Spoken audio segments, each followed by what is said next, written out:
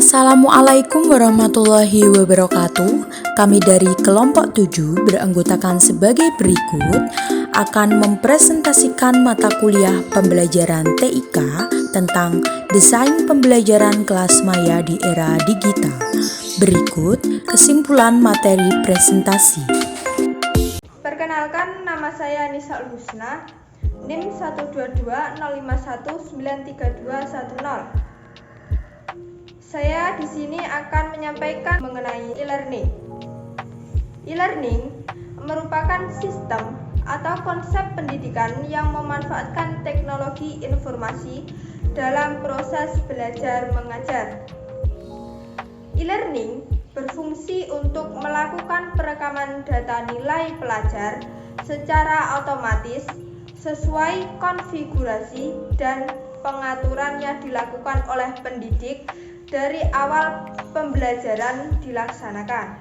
Baik, sebelumnya saya akan menjelaskan mengenai karakteristik e-learning. Karakteristik e-learning meliputi yaitu yang pertama, materi disajikan secara variatif dalam bentuk teks, grafik, video, dan berbagai elemen media lainnya. Yang kedua, komunikasi bisa dilakukan secara synchronous learning atau waktu belajar sudah terjadwal, dan asynchronous learning, waktunya tidak ditentukan sehingga siswa bisa menentukan waktu belajarnya sendiri. Yang ketiga, belajar dapat dilakukan secara virtual tanpa terbatas ruang dan waktu.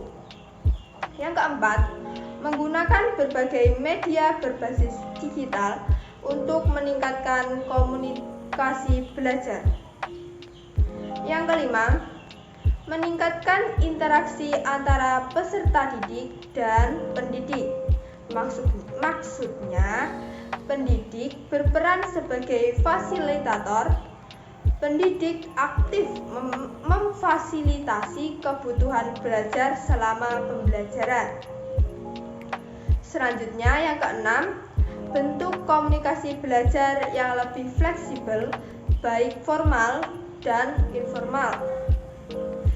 Yang ketujuh, e-learning lebih mudah dalam mencari dan menggunakan berbagai sumber belajar melalui internet. Perkenalkan, saya Rike Devi Nursa Fitri dari nomor NIM 12205193029 akan menjelaskan kepada teman-teman mengenai pengertian pembelajaran online. Pembelajaran sendiri dapat diartikan sebagai aktivitas menyampaikan informasi dari pengajar kepada pelajar. Menurut Azhar, menjelaskan bahwa pembelajaran adalah segala sesuatu yang dapat membawa informasi dan pengetahuan dalam interaksi yang berlangsung antara pendidik dengan peserta didik. Alat yang digunakan dalam pembelajaran sesuai dengan materi pembelajaran yang diajarkan, sesuai dengan karakteristik peserta didik, dan dipandang sangat efektif untuk menyampaikan informasi sehingga siswa dapat memahami dengan baik. Pembelajaran daring sangat dikenal di kalangan masyarakat dan akademik dengan istilah pembelajaran online atau online learning, atau juga bisa disebut dengan pembelajaran jarak jauh. Pembelajaran daring merupakan pembelajaran yang berlangsung di dalam jaringan di mana pengajar dan yang diajar tidak bertatap muka secara langsung. Perkenalkan, nama saya Berliana Safitri, NIM 12205193076. Di sini saya akan menjelaskan tentang synchronous learning dan asynchronous learning. Synchronous learning itu adalah pembelajaran yang terjadi melalui sarana elektronik secara nyata atau real time dan pada waktu yang sama. Pembelajaran ini biasanya dijadwalkan dengan cara berkolaboratif atau bersama-sama. Sinkronus itu merupakan gambaran dari kelas nyata namun bersifat maya atau virtual. Dan semua peserta didik terhubung melalui jaringan internet. Synchronous learning ini sering disebut sebagai virtual classroom. Contoh dari synchronous learning yaitu chatting audio, video konferensi atau kelas maya atau virtual classroom, kemudian live webcasting, application training, dan whiteboard dan polling.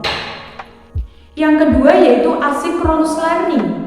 Asynchronous learning itu merupakan pembelajaran e-learning yang menggunakan perangkat Learning Management System atau LSM yang memungkinkan siswa itu mengakses bahan ajar atau modul atau konten secara mandiri tanpa harus bertatap muka atau berkomunikasi langsung dengan pengajar. Asynchronous learning ini dapat berupa konten, forum diskusi, penugasan, kuis, dan sebagainya.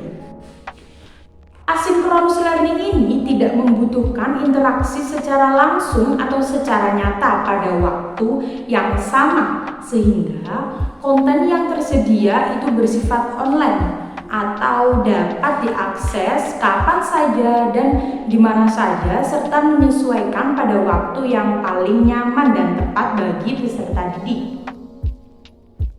Contoh dari asynchronous learning itu seperti halnya Google Classroom, kelas Microsoft Teams, kemudian presentasi yang direkam seperti tayangan slide, PowerPoint, video, email, dan jejaring media sosial, serta perpustakaan virtual dan podcasting. Yang selanjutnya akan dijelaskan oleh rekan saya. Perkenalkan, nama saya Tania Karisa, NIM 12225193061. Di sini saya akan menjelaskan kepada kalian semua tentang Social Learning Network atau bisa disingkat dengan SLN. Social Learning Network atau SLN ini adalah jejaring sosial untuk pembelajaran yang terjadi pada skala yang lebih luas daripada kelompok belajar. Nah, Social Learning Network ini atau SLN atau jejaring sosial untuk pembelajaran ini merujuk pada koneksi interpersonal melalui interaksi dengan tujuan utama yaitu untuk mengembangkan pengetahuan. SLN ini memiliki fitur dan biaya yang berbeda-beda. Contoh ada yang gratis seperti kelas maya, Edmodo, G-School, Skologi, dan rumah belajar dan lain-lain. Nah, itu tadi tentang penjelasan tentang Social Learning Network.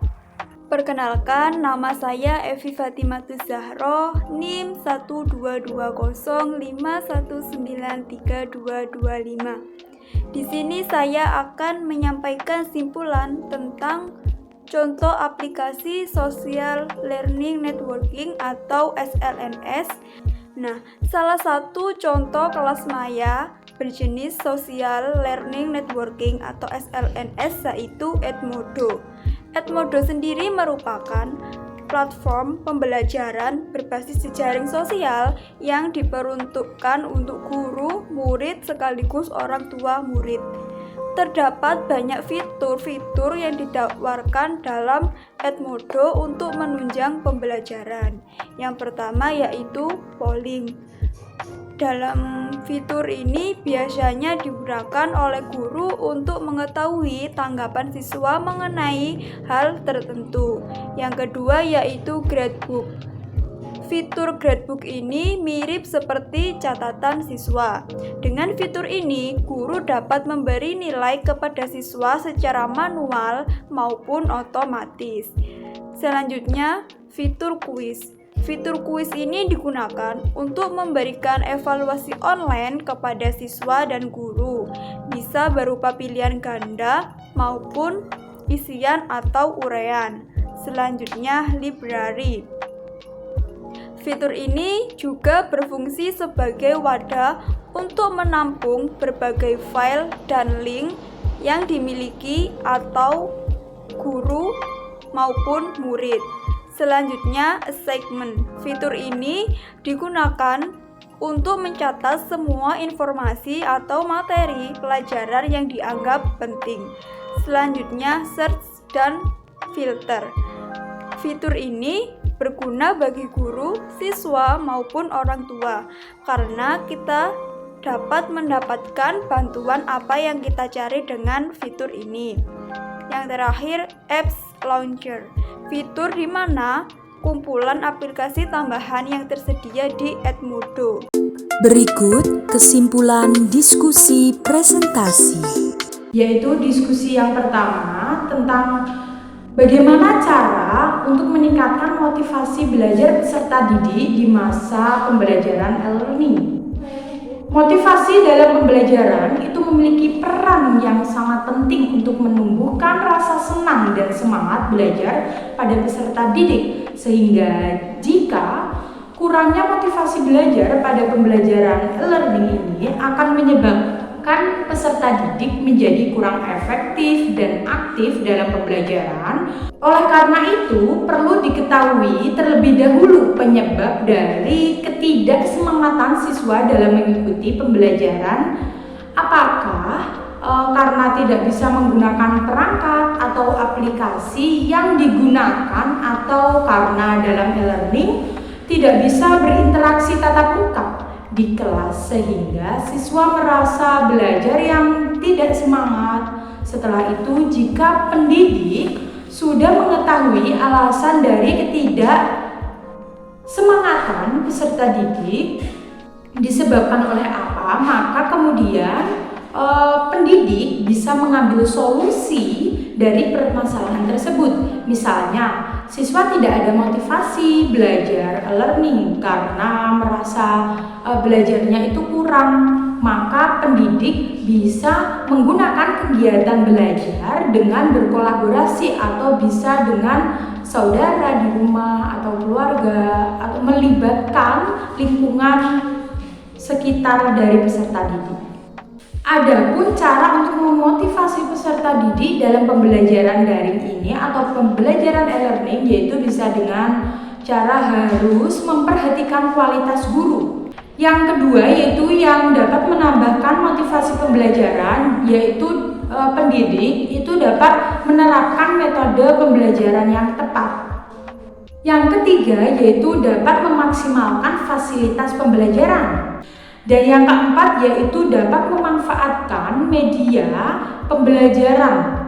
Kemudian, motivasi yang dapat menumbuhkan pemahaman peserta didik dalam penerimaan materi pembelajaran dapat dengan cara memberikan soal-soal dari materi yang sudah dikirim oleh peserta didik masing-masing.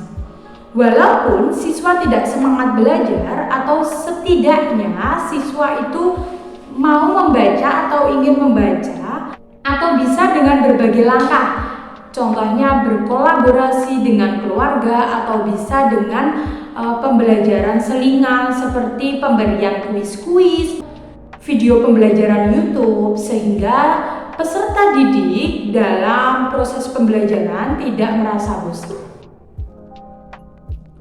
Yang selanjutnya akan dilanjutkan oleh rekan saya. Nah, selanjutnya saya akan menyimpulkan hasil diskusi dari pertanyaan Mbak Sylvia, yang mana pertanyaannya yaitu salah satu kategori e-learning adalah embedded e-learning, dan apa sih contoh dari embedded e-learning itu, dan apa sih kelebihan dari embedded e-learning ini. Nah, bahwasannya embedded e-learning yang mana tipe ini akan memberikan upaya agar terjadi semacam just in time training. Maksudnya adalah e-learning ini dirancang untuk memberikan bantuan segera atau saat itu juga. Nah, ditujukan pada orang yang ingin menguasai suatu keterampilan atau pengetahuan tertentu dengan bantuan suatu aplikasi. Nah, contoh dari embedded e-learning ini salah satunya yaitu aplikasi Ruang Guru. Pastinya kalian semua sudah pada tahu aplikasi Ruang Guru ini.